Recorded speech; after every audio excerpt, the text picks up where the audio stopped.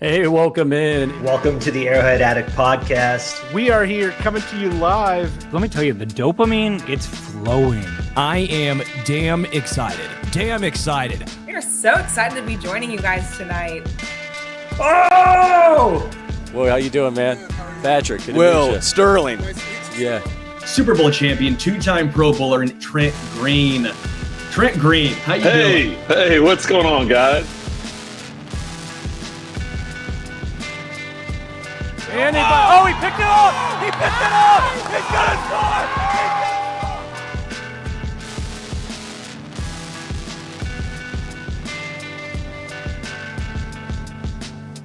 And we'll see you next week. But until then, as always, go Chiefs. Welcome into the Arrowhead Addict post-game show. This just in, another penalty on special teams for Kansas City. This one's coming back 15 yards. Sterling Holmes, Bryce Carter, Adam Best, and yikes, that sucked ass. That was a tale of two halves. First half, the Chiefs looked pretty darn good, and they should have been up more. Second half, they probably should have lost by more. This was a frustrating game, to put it mildly. And what in the Andrew Luck in the playoffs against the Chiefs happened on that final touchdown for Trevor Lawrence? Here we are as the Chiefs sit at 2-3. Following a 31-28 loss to the Jacksonville Jaguars. I don't even know what to say. That is what happens when you don't have killer instinct in the National Football League. They had a chance to basically close this thing out when they were up 14 to nothing.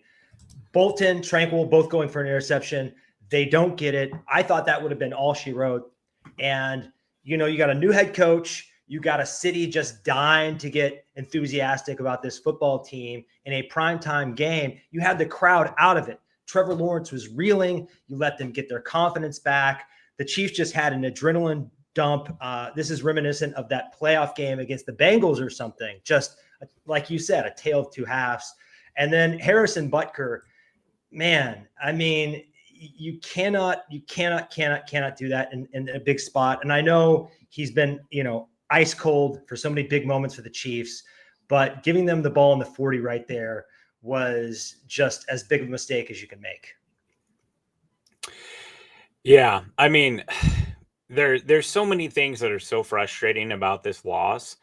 And I think probably the most frustrating thing, and like I saw it as I was logging on to the chat, and it was Fire Matt Nagy. What the hell? Like, what does that have to do with any of this? Like, what are we talking about? The Chiefs' offense was the lone saving grace in this game right now. For the most part, I mean, you can argue, obviously, the biggest play of the game is the pick six by Devin Lloyd from Patrick Mahomes. And Mahomes got there. And that's going to happen. Like, we talked even back when he was a rookie that he's going to be a gunslinger. And sometimes those things are going to happen. It's frustrating that they just can't run the ball in there. But they also ran the ball in twice more in this game. But the most frustrating thing is this game was won in the margins for the Chiefs so many times, and then they just refused to be able to take advantage of it because of stupid penalties on defense, stupid penalties on special teams. I mean, my God, what was it? Every single kickoff return, the Chiefs would have been better off if they would have just let the ball bounce through the back of the end zone and kneel it down there and taken it at whatever it is, the 15 or the 20 now. I know that the NFL wants to get more action on these kickoffs, but if it's going to come at the cost of starting at their own 15 every time because of a penalty, then just opt out of it, because it's just ridiculous that they're going through this. And it's frustrating too, because like, I don't necessarily think that Harrison Butker did anything wrong except for the one kickoff. And I'm not sure if they were trying to pin him down there or what, but now is not the time. It's just not the time. It's one of those situations where I finally thought, hey, Butker had a clean game. Things are looking up. And then he decides, no, we can't have nice things. I think the Trevor Lawrence falling down twice and still being able to get up and score a touchdown perfectly encapsulates how bad the pass rush is for Kansas City. I mean, he fell down twice, still able to get up and score a touchdown. That is how bad the pass rush is for Kansas City. You have the Chiefs running for 7.2 yards a carry, And yeah, I got to get away from that. Don't want that. That's bad. Yeah, you mentioned it. Was it 2nd and 2, 2nd and 3? And they go, hey, we got to pass this ball. You got to pass the rock. Kareem Hunt, he's running well. Isaiah Pacheco, he's running well. No. Let's throw the ball. That makes a lot of sense. And again, tip your cap. Devin Lloyd made a great play. Patrick got. He gets got sometimes, but when you are throwing in the red zone, it's way easier to get got. Do the smart thing. Don't try and pad some stats. I was so frustrated by that play call. Best, I know you're about to talk right here, so you talk. I'll hit some super chats because I want to hit on some of the folks who are in the chat with us. But yeah, go ahead. I got a question for you guys on that interception to Devin Lloyd. Juju Smith-Schuster, he fills in admirably. If Rashee Rice is back with the Chiefs, and he's so much more sudden than Juju Smith-Schuster at this point, does that happen? Just a question. It doesn't matter. I don't think it matters. I don't think who it was matters in that situation. That was Devin Lloyd made a great play. I think we can be honest that Devin Lloyd made a great play. He's a great player. I'm just saying, like, if that play develops faster, does it happen? I think when it comes down to, and my frustration with that play is palpable, but what we do have to also point out was the Chiefs had a similar thing as well. Trevor Lawrence tried, and it was 4th down, but Trevor Lawrence tried going to the top, and he was inches away from that being a touchdown, and Nick Bolton read that play beautifully. So it's not like the Chiefs are the only team to make a dumb decision in the red zone. Trevor Lawrence did as well. So they did wash each other out to an extent. Let me get into a couple of super chats.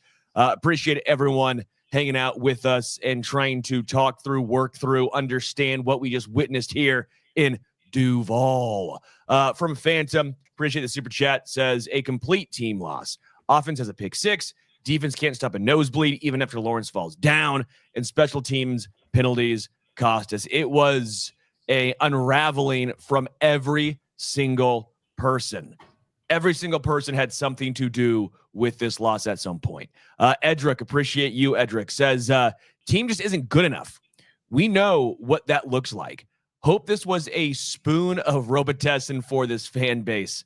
This team isn't it. Too many self-inflicting wounds. I get where you're coming from. I'm not ready to throw in the towel just yet. The AFC is wide open right now. I think the entire NFL is wide open right now. But I do understand this team has made so many mistakes, perpetual mistakes in all 3 phases. It's understandable to have some frustration. But don't throw in the towel, Edric. Come on. Not quite yet. And again, the Jags are a good team. They're a good team. End of the day, they are a very solid team. BRXSED, appreciate it, says, number 4, come save us. I don't know if Rashee Rice was making the biggest difference in that game. That was the defense reverting back to game 1 against the Chargers, which I lead this question to you guys. Where were the adjustments? Because Trevor Lawrence ran all over this defense. It was very apt that he would score the final touchdown running the football in. Felt like there were lanes for him time and time again, and no adjustments. It's kind of why they lost the Chargers game too. Justin Herbert just ran for that late, that late first down, and the Chiefs just don't do a very good job on the quarterback scramble. I mean, on the other side, it works so well for Mahomes, but yeah, it's kind of the Achilles heel of the defense right now.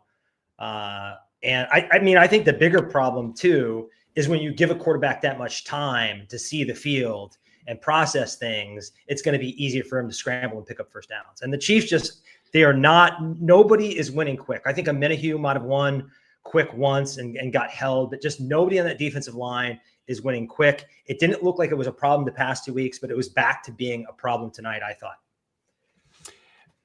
To me, I know this sounds weird, but I'm seeing comments that like Jared Goff is going to shred this secondary. I don't come away from this game feeling like the Chiefs defense played awful. I really don't. I feel like I come away from this game saying that penalties were the things that killed them. They gave up 24 points.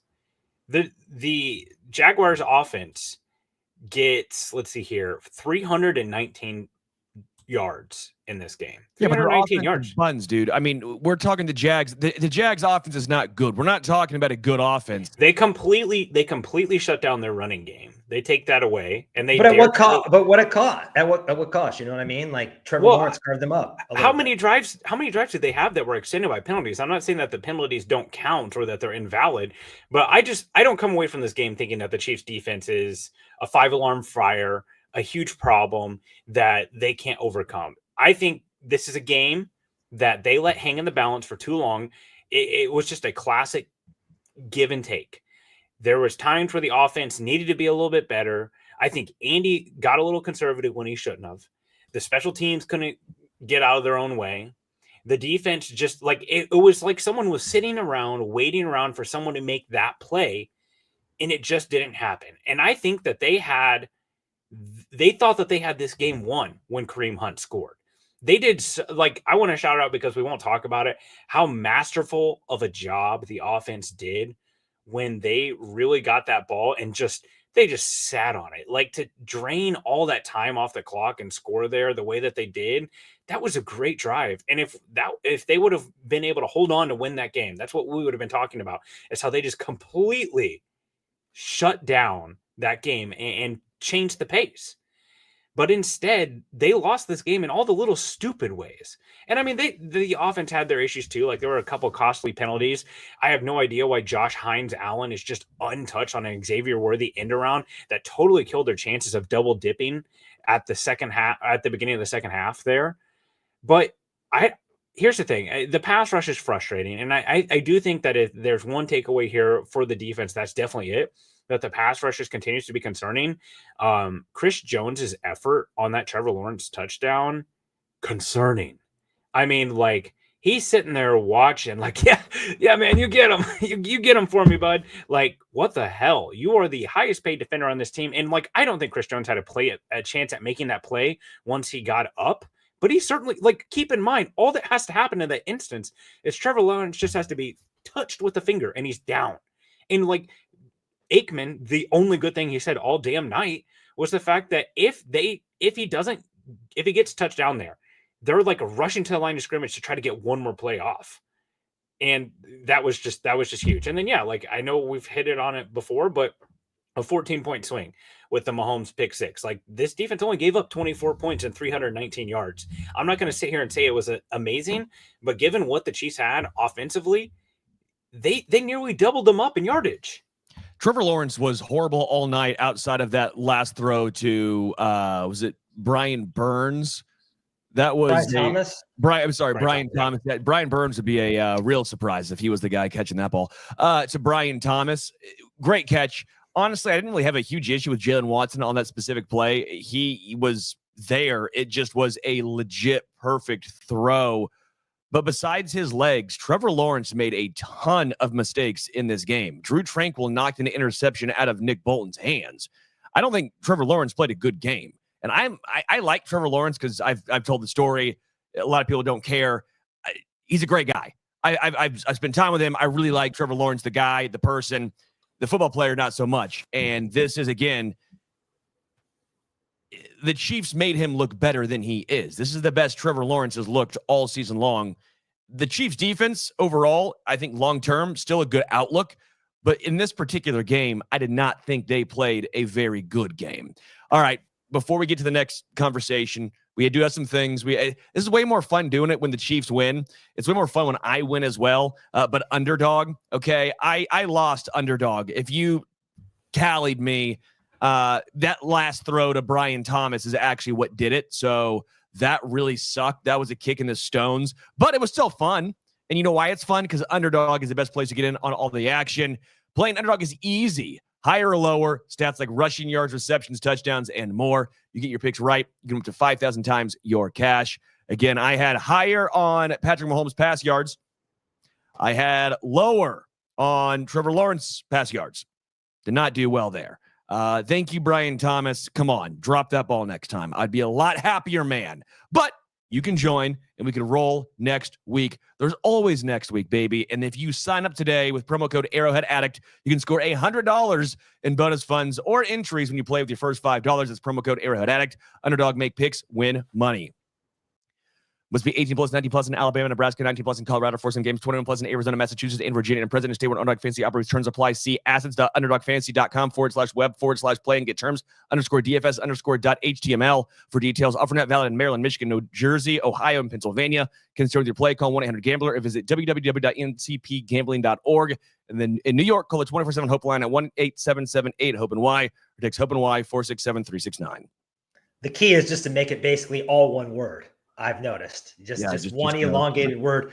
I want to give Trevor Lawrence some credit here. I think he made a lot of mistakes tonight. He was shaky early in this game, but in a big time game on national TV against the defending AFC champs on that final game winning drive, he was dealing, he was scrambling, he was making things happen. He was cool under pressure. He managed it like a champ. I thought he did what he needed to do. So you got to tip your hat to him a little bit. I want to bring one thing up. And because it's early in the game, I think we forgot about it. But early drive there, 4th and 3, around midfield, the Chiefs offense has the opportunity to go for it. I thought at that moment they looked pretty good. Andy Reid decides to punt. And I just think he's been so aggressive in those situations this season. I don't know if they have the defense right now, the pass rush right now, to turn down that opportunity. What do you guys think? You muted yourself, Bryce. I know you're in despair. Sorry. I get it. I didn't want to like interrupt the absolute masterclass that you're putting on with the ad read there. It really just feels like you've heard them come to the podium and say this a little bit too. We're still trying to figure out what we're good at. And I think this team right now, I think there's a pendulum of like, is this an offensive team? Is this a defensive team? And this was kind of a game that they got caught in the middle a little bit. And I think, honestly, Adam, to your point, like there's some of those bots on Twitter that are the surrender index for punting. They had this in the 97th percentile as like one of the most cowardly punts. Now, I will say this, it wasn't an automatic in my head of like, you go for this. But there was one earlier in the game that they have to. And I think as they hopefully realize more and more that this defense is good, not great, that maybe they're going to have to be an offensive team first. And obviously we haven't really hit on it a whole lot, so I'll hit on it here. I mean, the penalties, the difference in the penalties is substantial. And the one that chats my ass, the one that gets me more than anything, I swear to God, I watch so much NFL and college football. Ask my wife, okay? It puts a strain on my marriage all the time. I never hear defensive linemen called for holding in any other NFL game except Chiefs games. I never hear that shit. And every week, it's Chris Jones, it's Derek Nottie, it's Mike Pennell. He's not on the team anymore, of course, but whoever else. I only hear that call in Chiefs games, and they get them every freaking week. I do not understand that. And the difference in this game, I mean, like, whether or not, like, I'm not engaging in ref dialogue because I am an intelligent NFL fan. And I realized that the refs just suck at their jobs, and they always have suck at their jobs, and they're not committed to getting better. And we could spend an hour on that. But what I am engaging in the dialogue is the reason why the Chiefs lost this game is because they were called for more penalties. Whether that is accurate, correct, or not, that is the biggest reason why this game was lost. I mean, even towards the final sequence of the game, if Shamari Connor can get his head around, I've been saying that about Chiefs defensive backs for 15 years now, if he could get his head around, that could have been 4th down and long, like what would have been 4th and 13 with 20 seconds left. And instead, they get a brand new set of downs. And then we get the Trevor Lawrence rolling his way into the end zone like me rolling out of bed in the morning. Yeah, again, you just can't have, and I don't think any of us are saying that there were a lot of bad penalties. What we're saying is the Chiefs can't continuously make dumb mistakes. Hollywood Brown can't do that. You can't have a 15-yard penalty there. Juwan Taylor, by the way, wasn't on Juwan. It was more, I think it was on Tyquan Thornton for covering him up. Even though I know they called Juwan, I'm glad Aikman got something right. Said, hey, that's not Juwan. He's covered up by the receiver on the outside. You can't do that. That was a penalty that stalls the drive. Like, just the perpetual amount of dumbassery that transpired with this Chiefs team. I mean, 4 straight penalties on special teams. 4 straight. What are you doing? Stop. Don't double team. Don't do it. You know you can't do it. So why are you doing it? Stop pushing dudes in the back. You know you can't do it. So why are you doing it? Cochran, What are you doing? You know you can't do that. So why are you doing that? And again, I know there's going to be some flopping, and that's part of the game. That's gamesmanship to an extent. Don't even put yourself in a situation for that to happen. In that situation, you cannot bleeping do that. You can't do it. I'm just so sick of, and I know Andy Reid teams, we like to think they're disciplined, but they've always been towards the top in penalties. There's been a weird correlation of good teams and high penalty teams. I don't know how that crossover happens, but you can't have this many. This was detrimental to this team. Again, turn around. Stop holding guys. Jalen Watson, he tripped a little bit and then panicked and grabbed onto Brian Thomas earlier in the game. He didn't need to. You didn't need to. That ball was 12 yards offline. You tripped your feet and you panicked and grabbed him. That's a penalty. It's going to get called every single time. I get frustrated because, again, there are always going to be calls that could not be called or could be called. Guess what? You also had so many that should have been called and were called in this game. You have to be better than that. You have to be better than that. That's how you let teams who you should be better in beat you. The funny thing about the referee talk is that right after Aikman was crying about it all night, the Chiefs had a flag fest. And I'm not saying they weren't sloppy. Those were penalties. It just was kind of humorous. But what you're pointing out with Andy Reid, I think why the Chiefs have the rap of being disciplined is because late in games, they're usually not the team that's shooting themselves in the foot. They almost never are. It usually is the other team that lets the moment become too big for them and makes the stupid mistakes. But tonight, the Chiefs were absolutely that team with the self-inflicted wounds. And I think the most frustrating thing for me, Dave Tobe on kickoff return, you have the best player on the planet as your quarterback. Don't be a hero on special teams. There's just no need. It doesn't even matter. I agree with Price. Just take it on the 15, the 20, wherever. Let Patrick do his thing. Those penalties on that specific situation drive me more crazy than anything. I will say this. One positive, at least, was Tyquan Thornton's outstanding. Tyquan Thornton is a guy who can track the ball extremely well in the air. 30% snaps. He was not a guy who, when Worthy came back, I thought should have been at the expense of Tyquan.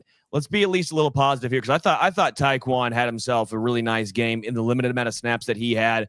Clearly, Patrick looks his way. 3 receptions, 90 yards. I was very impressed with Tyquan. I thought Worthy, for the most part, had a solid game. I was a little frustrated on that final drive with 20 seconds left. How's he not come back for the ball? Like, what are you doing? Like, that's sports 101. It wouldn't have necessarily mattered, so I'm not going to harp on it too much of a single or a play here, but that's a deep ball. Just velocity tells you need to come back to the ball, or else the defender is going to be able to cut down that.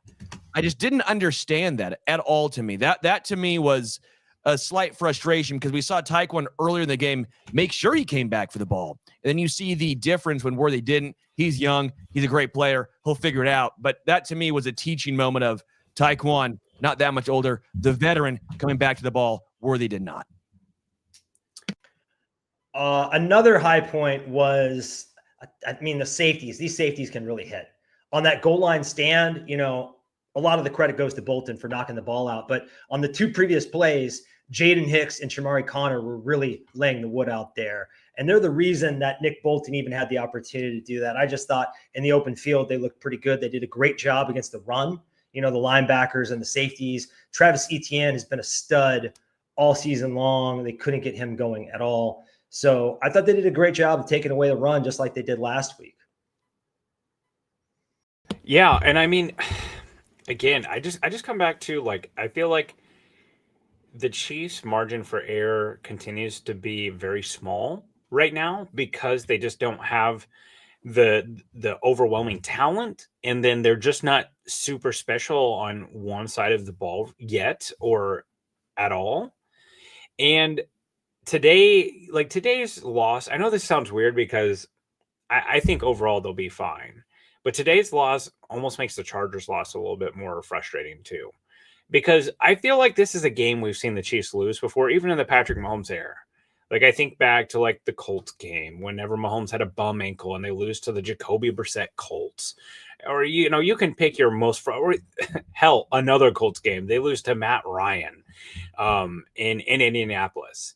These games happen. The thing is that you can't have like a double thud. You can't have two of these games. And then you look at those tougher games on your schedule, the Detroit Lions, the Buffalo Bills, the Eagles, the Ravens, and you figure we'll go 500 there. Having two of these is just what's really frustrating because, yeah, you leave a game hanging in the balance. This is the heaviest the head that wears the crown. I didn't even know there was people who were fans of the Jacksonville Jaguars, and they're in the chat right now talking trash. I mean, shout out to them. This is the biggest moment of their lives.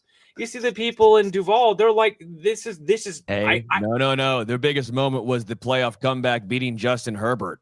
When Herbert, yes, yeah. No, yeah. I have nothing but respect for Jags fans. That is a tough existence. This is Blake Bortles' erasure. Didn't they get to the AFC Championship not that long ago? Right. So Duval, babe. I have nothing against Duval. I have nothing against. I don't have anything against them, but like this is the classic. Like you are everyone's Super Bowl. Every team is going to take you on the schedule so seriously. It doesn't matter what team you're facing. You're getting their best. And I think today the Chiefs did not throw their best out there, and it cost them. You leave these games hanging in the balance. This is what happens. I do think the offense, for the most part, played fine. There's just certain situations that still left you. The penalties are always going to be frustrating. The Hollywood Brown one, to me, stands out vividly as you just can't do that.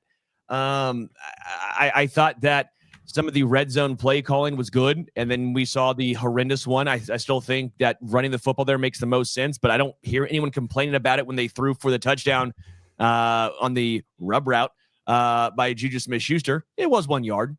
That's the correct call. I don't know why whoever the guy is, he's always going to agree with the call on the field because that's what the analyst is there to do. Isn't that the most useless 15 seconds of airtime imaginable? All right, let's go to I can't even think of one of their names. Let's go to Salvatore or whatever. Let's go to Gene Salvatore here, former retired ref. Let's see if he agrees with his colleagues. Yeah, Jim, right call on the field here. Like I love that. Like no. But how much is dude getting paid, though? The point I'm making here is, though, no one complained when that was a pass for a touchdown. Again, results are always going to be the outcome that we judge anything off of. That's first and foremost, right? The process matters, but results are what matters most, especially in football. Baseball, 162 games, longer season. In football, 17. It's different. You still probably got to make a better play call there. Mahomes has to be smarter there. Again, great play by Devin Lloyd. But overall, if we're talking about the offense, didn't the offensive line do their job? Offensive line, I thought, did a very fine job. I know Kingsley got busted for one hold, but him and Creed had a nice job on a little run blocking scheme up the middle. Then I thought Pacheco in the run game overall was very impressive. I thought Patrick, outside of that Devin Lloyd interception, was really good and for the most part in control this game. We saw him make some really good throws, understand where the first down marker is with his legs, got it when he had to get it. I don't have a ton of pushback on the offense in this game. It just was one of those games where it was the complete antithesis of last year, where last year close games went the Chiefs' way. This year, they almost find ways to lose them. The haters were right, apparently. And the other thing about the offense was they even got some explosive runs from their running backs tonight. You have Isaiah Pacheco ripping off a 17-yarder. Now, he had good patience and vision there, but there was a hole wide enough to drive a Volkswagen through. And then Kareem Hunt had a, 33-yard run later in the first half. So you're even getting some explosives from running backs, which the Chiefs never get more than like 11 or 12 yards from those guys. I guess the only concern there is that going to make the Chiefs even more reluctant to go out and get a running back? Because I think that's part of the problem in the red zone. They're one of the worst teams in the red zone. And I think it's because Kareem Hunt, once you get way down there, he's good. But I just don't think they trust their running backs to get, tough yards over expected and make something happen. Yeah, I mean, just to illustrate You muted yourself halfway through. You really hated that. Oh my gosh. Sorry. It's because I don't want to get behind the technical part of it, but I have a mute on my mic and a mute on the screen, and I'm toggling between them. And I just need to pick one. To illustrate just like how bananas this game was, to think back in August, like we're in the heat of St. Joseph, and you're talking about the Chiefs offensive line plays great. They get explosive runs from the running backs. Tyquan Thornton goes for 90 yards. Trent McDuffie has an interception. The Chiefs defense only gives up 24 points. You're thinking, what could go wrong? This sounds, Kingsley Suamati is playing well at guard. Like, you're thinking this is a great game for the Chiefs. Again, this game was just lost in all of the stupid football way. I mean, we've seen so many football games lost in stupid ways this weekend, just across the NFL. Yeah, like, I mean, the Cardinals, unbelievable, man. Yeah, like the Cardinals. And I mean, whether they were right or not, between the penalties, between the special teams, and just the offense not being perfect or dominant, it's really what it came down to. And it's unfortunate because I think we lost a lot of really good performance by a lot of players. But at the end of the day, like, all these games count and all those penalties count. And this is what happened. Yeah, appreciate All I know is I'm having Marcus Mariota PTSD because, the weird things with quarterbacks beating us has been an ongoing trend with Chiefs Kingdom. Appreciate the super chat from On the Money. Patrick Mahomes threw a pick six backbreaker. Yeah, I mean, that is, this is just a game that happens in a season, and I am not happy.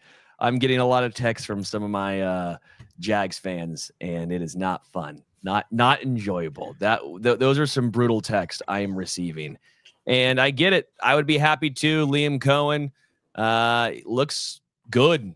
Things in Jacksonville look good. If we're being honest, we said that there's no way that the turnover margin, now they didn't necessarily win it, but it can't continue. They had a pick six. This is a very opportunistic Jags defense, but the point still remains. There are a lot of cracks in the foundation for KC. We talked about the penalties, but the defensive line, to me, again, is one of those situations that keeps standing out. Spagnuolo called 3 straight A+ games, but the Jags game, obviously, and then the Chargers game week 1 were brutal. No adjustments and perplexing game plans, to put it mildly. He can't have an A+ game plan every single time. You eventually have to get pressure with 4 guys. You have to some games.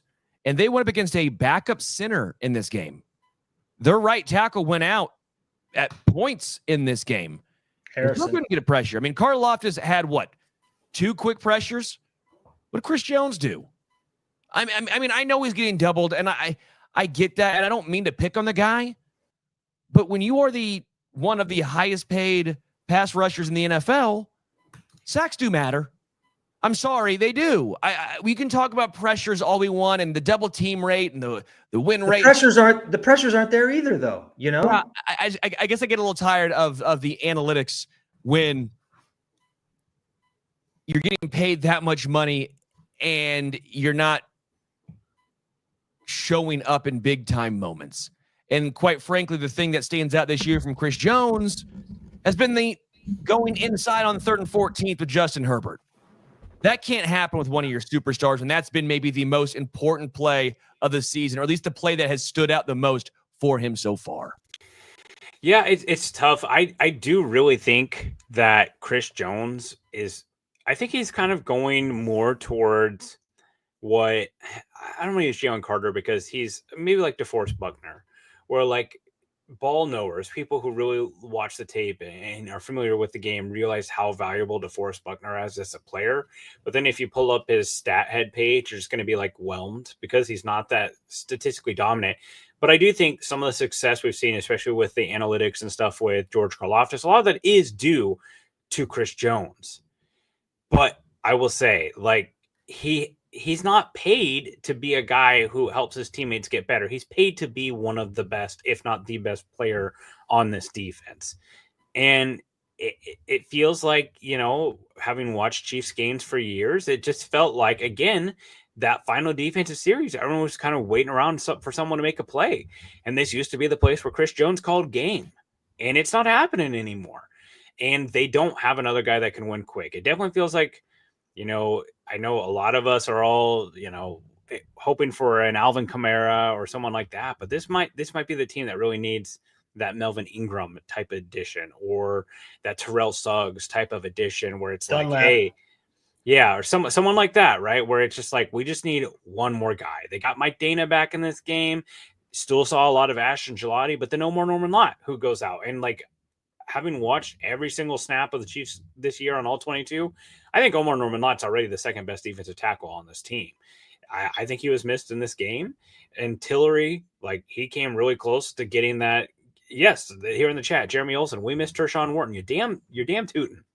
You're damn Bashal tootin'. We missed Tershawn Wharton in this game because, like, he just brought enough juice that occasionally he could win one-on-one. And right now they're missing that guy. With Chris Jones not blowing shit up and winning early, everyone else takes a step back. George Karlaftis isn't as good. I know he has been the last 2 weeks, but those were easier matchups. And Chris Jones really is the sun this defense revolves around. And he just has not been a player that's worth $30 million. There's just no way to make the case that he has been so far this year. And really, if he and Travis Kelce keep playing on this level, maybe Rashee Rice is the recipe for Kelce being semi-washed. But if Chris Jones is going to look like a reduced version of himself, like 75% Chris Jones, I just don't know that the defense has the pieces to recover from that, because they are built for the full Chris Jones experience. A couple of super chats want to get to. Chief Sheba, appreciate you. Says, my cousin Devin Lloyd got it. So that's your cousin. Congratulations. That's a fun reunion at times. Yeah, you better like text your buddy and see, because that man's going to get paid. They were talking. I didn't realize they didn't pick up his 5th-year option. So make sure you're sending your cousin those Christmas cards, right? Like, stay close, because he's going to get paid. Yeah, him not getting that 5th-year option actually might be better for him long term. That might have been a better move for his foreseeable future, monetarily speaking. Steven, appreciate you, Steven, says, disappointed, very frustrated. I agree we should have ran the ball. Penalties and sloppy play killed the Chiefs tonight. We need to clean this up. We definitely need to add a DT. Yeah, I think all those things were all in the exact same boat. Before we talk a little more, I want to talk about the linebackers. I want to talk concerns in the secondary. There's one more thing we need to talk about. Something that helps me, something that I recommend, something that I use at least once a week. That's Zbiotics. There's a game-changing product I use before a night out with drinks, and it's called pre-alcohol. After night out with drinks, I do not bounce back the way I used to. I can either have a great night or a great next day. That is, until I found pre-alcohol. So Zbiotics pre-alcohol probiotic drink is the world's first genetically engineered probiotic. It was invented by PhD scientists to tackle rough mornings after drinking. Here's how it works. When you drink, alcohol gets converted into a toxic byproduct in the gut. It's a buildup of this byproduct, not dehydration. That's to blame for rough days after drinking. Pre-alcohol reduces and produces an enzyme to break this byproduct down. Just remember to make pre-alcohol your first drink of the night. Drink responsibly, and you'll feel your best tomorrow. Again, I use this on Saturday. I use it on Thursday. Took it on Monday. Monday night, if there's football on, I'm probably taking Zbiotics, because I'm probably going to have a couple of adult beverages. And I'm telling you, I notice a massive difference. So if you are going out to the game, if you're hanging out with family for Halloween, you're going to have a pint at a fall festival, you're going to want Zbiotics. So go to zbiotics.com/Arrowhead to learn more and get 15% off your first order when you use Arrowhead at checkout. Zbiotics is backed with a 100% money-back guarantee. So if you are unsatisfied for any reason, they'll refund your money, no questions asked. Zbiotics.com/Arrowhead. Arrowhead at checkout for 15% off. All right, the secondary. What are our thoughts? Because they looked really good. I know people were ripping on Watson. People were ripping on Shamari Connor. I wasn't thrilled this game either. But we can't just throw away every other game, not including the Chargers game, because they looked really good for 3 weeks. Yeah, and Brian Thomas has been off to a slow start this season, but coming into the season, people thought he was an all-pro level caliber wide receiver. And if he's mossing you, Watson wasn't necessarily bad position. That was just a hell of a throw and a hell of a play by Brian Thomas. And Brian Thomas against the safety, that's just a mismatch, man. Chamari Connor is not fast enough to cover Brian Thomas. I just don't think there's no way, no how.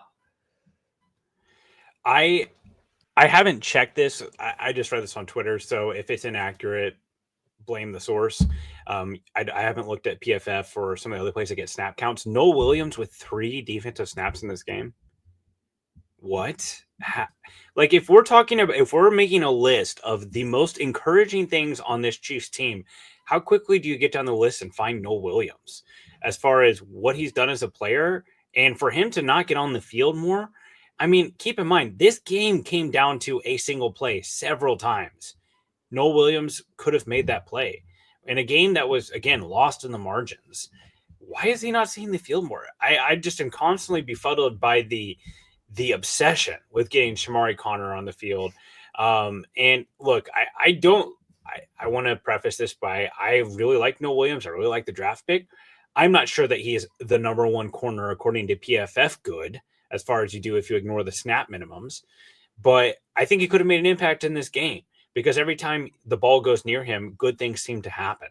And they could have used him today. And instead, you've got all the penalties that you have. You have guys who can't get their heads turned around, and that's something that Noah Williams excels at. There's 2 things I want to hit on real quick here. One from Little Marshall. This is a great comment. The secondary isn't as good as we've been saying. We've just been blitzing a lot, and the quarterbacks haven't had as much time to throw. I think there's something to that, to where Lamar was so confused.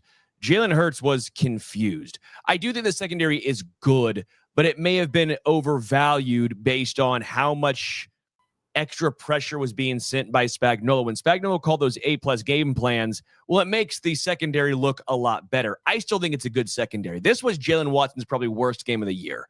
I mean, Jalen Watson had a rough game.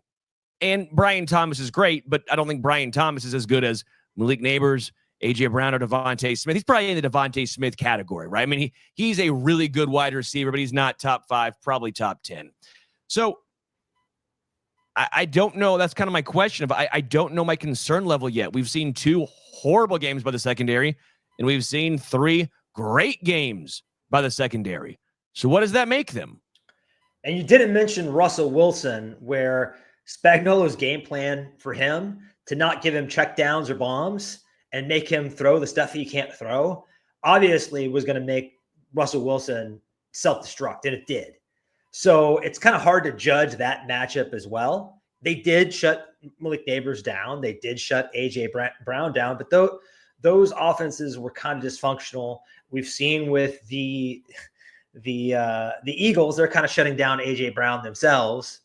So I don't think they're as bad as they look on the bad nights or as great as they look on the good nights. And I think Dave Merritt and Steve Spagnuolo by the end of the season will have this group where they need to be. I'm more concerned with the defensive line because these guys can play in the back 7. They can tackle, but quarterbacks have all the time in the world, like Trevor Lawrence seemed to have on that last drive. It's not going to matter. So I'm going to get to that because there's a super chat. I'm going to get to that in 1 second. But Major Chip Hazard says Noel only plays dime package. There was not a lot of dime in this game because the Jags were always in 3rd and short situations. Yeah, there's a lot of 3 tight end sets. Even with Brenton Strange out of the game, the Jags were still in these very heavy packages.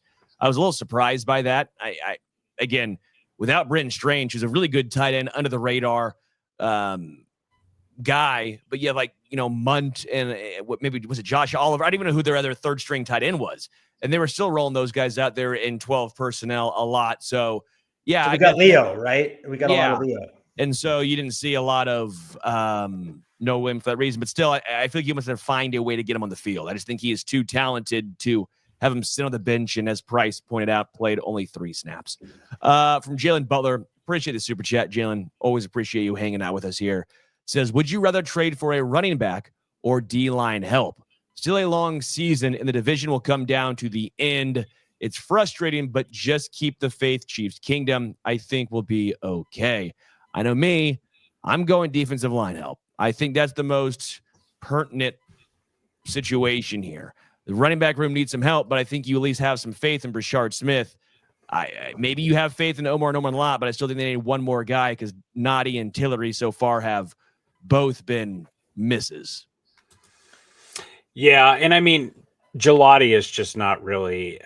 I think if you want to look for like the bright lining, he's on the field a lot and not a net negative. But he's not bringing a lot other than just like a presence, right? I mean, he's a rookie. This is his 5th game, so there's certainly room for growth there. But yeah, I definitely think that that's an issue. Just I wanted to highlight this great account on Twitter, by the way. Josh Dubois of AP does a lot of stats and stuff. Here's where the Chiefs rank in penalty stats this season. Enforced penalties per game, 8.4, tied for 6th in the NFL. Enforced penalty yards per game, 70, 5th. Penalty differential, negative 13, tied for 2nd worst. Penalty yard differential, negative 90, 3rd worst. So they are basically towards the top of every single penalty differential or penalty stat in the league. That's a Juwan Taylor stat. That's a special team stat. That's a DPI stat. That's a Chiefs defensive lineman getting holding stat. Either way, like they're essentially, it's like, what's the thing? I don't really play golf, but your handicap or whatever, they're handicapping themselves before they ever even get out on the field. I want to hit on Jalen's super chat really quick, just to play devil's advocate. And I think if there was a difference-making defensive lineman available, I would be all about that. But I also think, especially with Rashee Rice back and this offensive line not yet realizing its full potential, the offense just has a higher ceiling. And I think the chances of trading for an Alvin Kamara, a Breece Hall, somebody that could actually make a difference in the running back room versus finding that defensive lineman, there's just a higher probability of that, in my opinion. I just don't think maybe someone gets cut and has a little bit more juice than we thought. That happened with Terrell Suggs. Crossing our fingers that it happens again. I know they traded for Ingram too, right? Around this time of year. So it's not impossible. Maybe a trade is what we're looking at. I know the Bears traded for an edge around this time of year too. So it's not impossible, but I think the likelihood of them finding a running back is just higher. Yeah. I think the linebackers, for the most part, played well. Again, as the game went on, the defense looked like they started to kind of collapse a little bit. Again, they struggled. I don't know if that was the game plan from Spags, just to not really use a spy. You could stop Lamar on the ground, but you couldn't stop Trevor Lawrence on the ground. Not great there. I thought Nick Bolton had himself a really good game. It would have looked a lot better if Drew Tranquil didn't knock that ball out of his mitts. But Drew, for the most part, I thought actually had a pretty good game as well. Leo had a couple of situations in pass coverage that I think he would like to have back. But overall, I think the linebackers played a really good game. I think that was the best part of the Chiefs' defense because the defensive line didn't do anything, and I don't think the secondary did much. I think the linebackers tried to keep them in it. It just wasn't going to be enough. I don't know if you guys thought the same way or not, but I at least thought Nick Bolton and Drew, outside of, again, him playing great defense on Bolton, played a pretty solid game. He got a penalty. He knocked the shit out of Brent Strange on a route, which it's fine. He's a physical player. I thought McDuffie played well. If we're gonna, if we're singling out people in the secondary, he put the clamps on Brian Thomas a couple times. He had the interception. I didn't really see him give up any big plays. So I think if we're talking the secondary played poorly, I think we have to absolve number 22. It's 22, right? Hicks is 21 now? Yes, correct. It gets confusing. Keep your numbers the same. Speaking of numbers, we need to start a petition for Brashard Smith to get a different number because every time that man gets the ball, I start panicking. And then about halfway through, I was like, oh, he's got some juice. Oh, that's Brashard Smith, not Sky Moore. But I need that to be changed. Yeah, I thought the linebackers acquitted themselves well in this game. I thought Bolton had a great first half. There was a chunk game to Diami Brown that he was able to tip the pass. That was huge. And him going for that, I still think that play is ridiculous. The Trevor Lawrence just tried to reach the ball over the goal line. I don't get it. this is a bone to pick I have with just NFL rules in general. The whole, like, the second the ball touches, like, crosses the goal line, it's dead. It's a very weird rule in football to me. Like, every other instance, you have to survive the ground or survive contact, make a football move. But if it, like, gets 0.1 centimeters across that goal line, it's instantly a dead ball. Is super weird to me. Like, it was so weird to me that Aikman and Buck were still kind of trying to make it sound like that was a up in the air call about him crossing the goal line. And if it, like, that was very clearly a fumble. Bolton made a great play on that ball when Lawrence tried to, stretch it over the goal line. So I don't really, I think Tranquil has looked better this year than he did last year, which is great because you don't really see that from a player who's on the aging side. Overall, again, it just comes back to the lack of pass rush and then the defensive backs and ability to get their head around and not get backbreaking penalties. And then, like even that whole shot to Brian Thomas Jr., which is a hell of a throw by Trevor and a hell of a catch by him. There's two guys right there on there. That ball could go one place and it just went to the one place. You play stupid games, you play stupid prizes, and they won their stupid prize today. Let's get into who gets their Arrowhead. I think there were some good individual performances as we're talking about. I think Nick Bolton for me. I'll give Nick Bolton an Arrowhead because I think that first half was just one of the best first halves we've seen from him since he got to Kansas City. I'll give an Arrowhead. I thought that the running back room, I'll give it to just the running back room. I was very impressed with those guys. This was the best Pacheco has looked all season long by a lot. And we've been pretty harsh on Isaiah Pacheco. But Kareem Hunt showed a little more juice than we're used to seeing from him. That jump and then able to keep his balance. 2 touchdowns to the ground. Nice job in the red zone on the goal line, punching that ball in there. So I think the running back room just in general gets a Arrowhead from me. We'll go to you, Price. Who's getting your Arrowhead? It's tough because I think he had the single biggest play in this game, but in the same breath, like Patrick Mahomes once again put this team on his back. This team isn't even close to being in this game if it's not for him. And the analysis of him being that he didn't play well in this game or hasn't played well this season, it's so off base. Whenever you look at the lack of running game, I mean, he's second in the NFL in rushing yards for quarterbacks, and he's very close behind Josh Allen. He rushes for another touchdown here. This was his first real interception. The interception he threw against the Eagles game hits Travis Kelce in the hands. He should have walked in for a touchdown. He's, even the play to Hollywood Brown there on the final, like, kind of panic play there to try to score at the end. If Hollywood Brown gets his head around it, that's at least a completion. Like, I think that he is doing everything he can to carry this team across the finish line here and hopefully get his wide receiver 1 back. This is a good offense. Like, I will not be surprised. I'll check up the stats hub. I've got to chart this game for FTM afterwards. I won't be surprised if this is a top 3 or 4 DVOA team in offense for the season. Like, they are playing well in offense.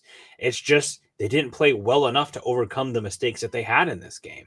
And then Tyquan Thornton just, like, becoming a wide receiver 3, and how much better that's going to look when Rashee Rice is back. And I think, despite his mistake there at the end, Hollywood Brown being a wide receiver 4, wide receiver 5, move the chains type of guy with Kelce, like just bumping everyone down a slot, continues to look more and more exciting. And a big part of that is Tyquan Thornton. And shout out to Brett Veach. I know, here in the chat, we've already fired him. We've hired a new guy. We're tanking this year. We're getting a top 5 pick. But shout out to Brett Veach for getting that guy, stashing him on the practice squad, developing him. And Mahomes was great against the blitz tonight. By the way, the Jaguars blitzed the Chiefs and Patrick Mahomes more than any team this year. And Mahomes carved it up all night. And a big part of that was Tyquan Thornton. Best. The offensive line. I just remember thinking, man, these holes are awesome several times. I also remember thinking, gosh, Patrick Mahomes could start a fire, roast some s'mores back there. He has all the time in the world. I just thought the protection was awesome. And I think that's the most encouraging sign after what we went through last year, because generally with this team in the playoffs, if the offensive line holds up, they're going to win a Super Bowl more often than not. So they just have to get in the playoffs and have this offensive line looking good, have a relatively healthy set of skill players around Patrick Mahomes, and he's going to take care of the rest. I thought it was a good night for Patrick, but when you're the best player in the league, the measuring stick is yourself. You just can't make a big mistake like that. You can't. Yeah. Again, Chiefs lose. Bummer, but all is not lost. We'll be George Michael and keep the faith in this instance, because I do think there were some positives, which again, we're not talking third grade softball or third grade t-ball where everyone gets a Clementine at half. But again, this team's not over. Congratulations to the Jaguars. You got that win. You moved to 4-1. You should be partying in Duval because Liam Cohen looks like a damn good head coach. It's exciting down there. I will tip my cap to you. Appreciate everyone hanging out with us. A lot of fun, at least a lot of fun in a loss, as much fun as it can be. We'll be back next time. We'll have a week long of shows coming your way right here on the Arrowhead Addict podcast and Arrowhead Addict YouTube channel. Until next time, we are out.